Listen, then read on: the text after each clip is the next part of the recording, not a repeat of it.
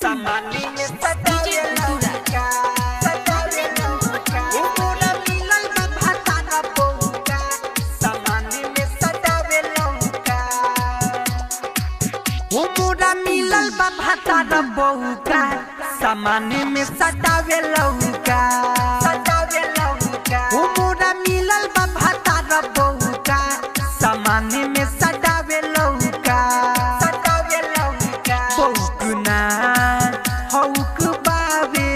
पौकना देखी जुबाना के मारे चौका समानी में सजावे लौका सजावे लौका उमरा मिलल बा भातारा बौका समानी में सजावे लौका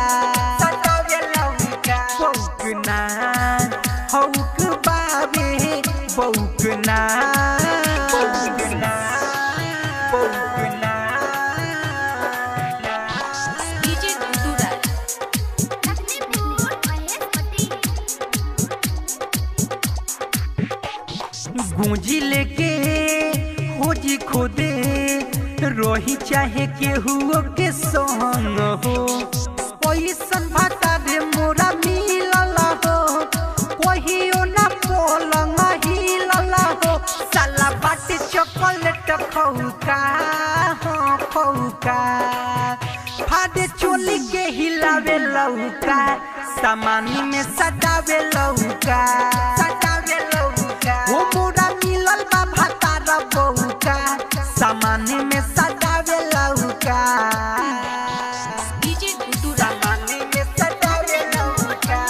सजावे लौका उमरा मिलल बा भातारा बौका समानी में सजावे लौका आवे जो बे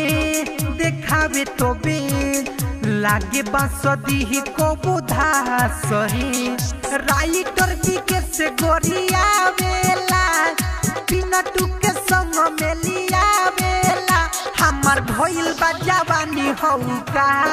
हो हौका बोली बोले जैसे कुकुर भौका समानी में सजावे लौका